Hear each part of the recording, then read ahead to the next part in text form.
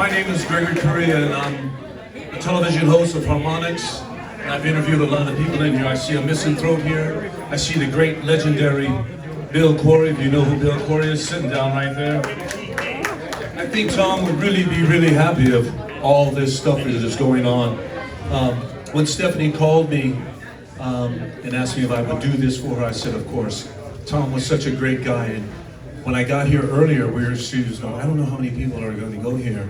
So look how many people did come to remember Tom. Give you a hand. He was a great man. For those of you who do want to say something today about Tom, because I got Joyce Conright's daughter here, Carla Duncan sitting right over here by Bill Corey.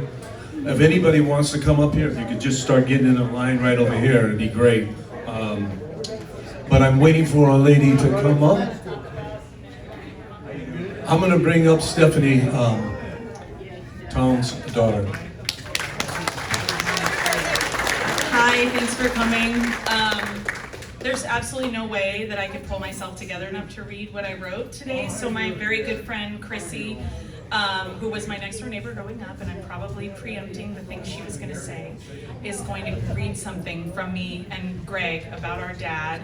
But we're really happy that you all came today, and just the love and just the right amount of people and happiness and music and everything. And so we're gonna talk, and there's so many stories that I don't know. We weren't there to see. This is my brother Greg.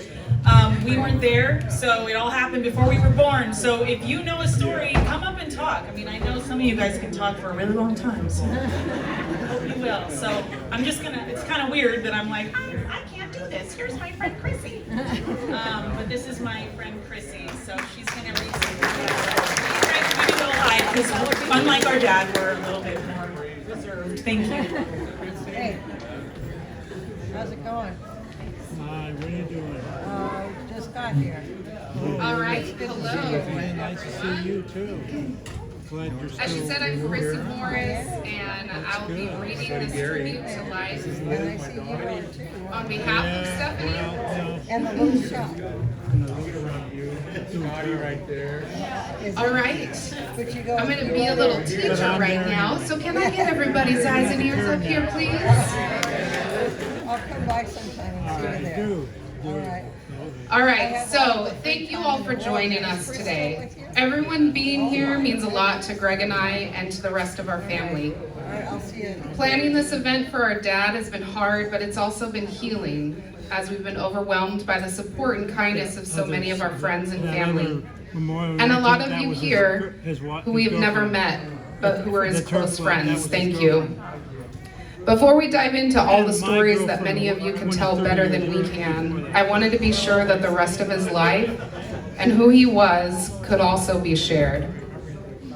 Because even though the side of him that was involved with music and clubs and restaurants and all of the other wild schemes he pulled over the years was larger than life and amazing and fun, the side of him that was a son, a brother, and a father was also larger than life and amazing and fun.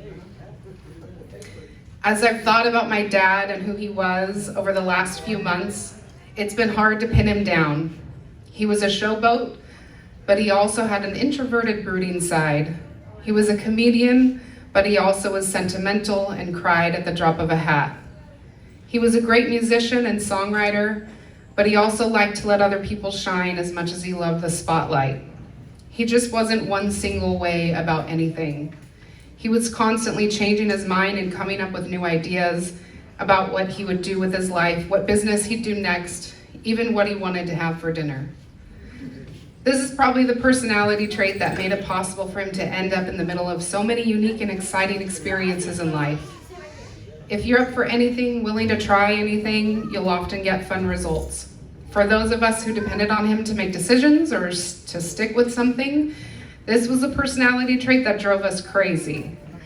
But like with anyone or anything, you take the ups and the downs, the bad with the good. And with my dad, if you stuck with him until his big idea actually panned out, the good was always really, really good. I'll share a little bit about his childhood, what his childhood was like, and some memories from his sister Barbara, who's here today, and then a few memories about who he was as a dad and a friend.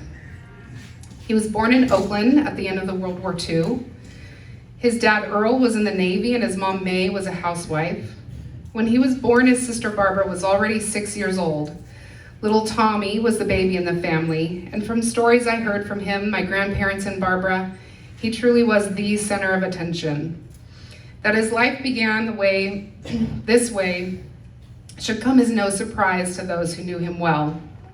Earl's Navy service meant the family moved a lot in the years following the war. West Mystic, Connecticut, and Key West, Florida were where they were stationed longest throughout the 50s. And he often told us stories about his idyllic childhood in both places, playing in the woods near the bay in West Mystic, or eating turtle burgers at his Catholic school in Key West. He always talked about those damn turtle burgers. Being the youngest, showered with attention from everyone, and often moving from place to place, it makes sense that little Tommy grew up to be the Tom we all knew. These are the years where he learned how to talk to just about anyone, how to make friends fast, and how to face adversity and bounce back even faster. His openness to adventure and his resilience would have been absolute necessities. A couple memories from Barbara really help explain what he was like as a kid. These are her own words.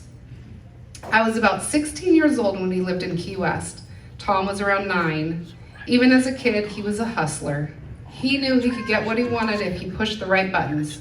I just started dating Bob, who I'd later marry. I was trying to spend time with my boyfriend, but my little brother Tommy would not leave us alone. Bob and I came up with every scheme you could imagine to get Tommy to entertain himself and let us be teenagers. We'd give him quarters and send him to the soda fountain to buy candy and comic books. We'd buy him a movie ticket and drop him off so he'd be out of our hair for 2 hours. Sometimes we'd pay him just so he wouldn't tell our parents what we were doing. Before Key West, our family lived in West Mystic, Connecticut, where we had a dock off the back of our house. We'd take our boat out to go crabbing. Well, I say we, but I was the one who was actually doing the work. I'd pull the boat back to the dock and Tommy would run up, grab all the best crabs, and run to the fish market where he would get 50 cents for each of them.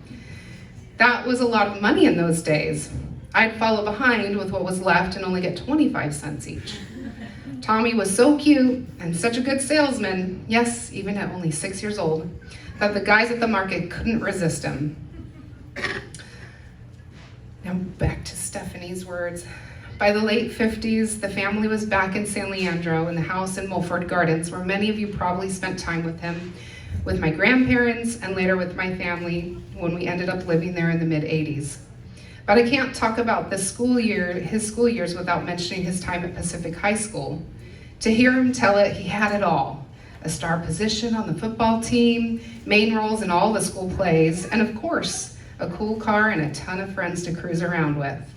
As I imagine it, the car stereo would have always been turned up to 11, blasting the soul music of the time that he loved so much. When an injury cut his football dreams short, he was left with just acting chops, his circle of friends, and his love for music. What came next, others here could probably explain better, but it all started when he began booking shows at the Ides Hall in Hayward. Once he got a taste for how much fun and money he could make by creating the environment for everyone else to have fun, he was hooked. By the time Greg and I came along, it was clubs and restaurants, so many of them. Soup and Such, the Fabulous 50s Diner, the Daily Deli, the Fabulous 50s Bar, Marina Bike Works and Deli, the Chili Bowl, and the Minnow. And there's probably some I'm forgetting here. He was really good at starting things. Seeing them through for a long time, not so much. He'd get bored or things would blow up and, well, he'd just move on to the next thing. As you can imagine, growing up around all this was not a normal childhood. It was hectic and busy, but it was always fun. Greg and I felt special. Other kids' birthdays parties might have been cake and balloons in their backyard. Ours were at our dad's 50s bar with a DJ and a dance floor and all-you-can-drink soda directly from the fountain. Other kids took music lessons or joined a soccer team, but our dad, he donated the music equipment and PA system to our school. Our dad didn't just coach the team, he was the one who founded the entire San Leandro Little League. As he was wheeling and dealing all over the Bay Area, Greg and I were his little sidekicks. I laugh sometimes because I know parents today feel their children's free time should be filled with enriching activities 24/7. But many of my childhood memories were just sitting in the backseat of his car, waiting for him to pick up some music or restaurant equipment, or to buy some classic car that he was never going to actually restore. That's just how it was. We found ways to entertain ourselves. Some of my favorite memories from childhood highlight his constant need to get one step further with just about everything. In 4th grade, I had to make a model of a California mission for my history class. Everyone else's parents helped them make something out of a paper mache, but not my dad.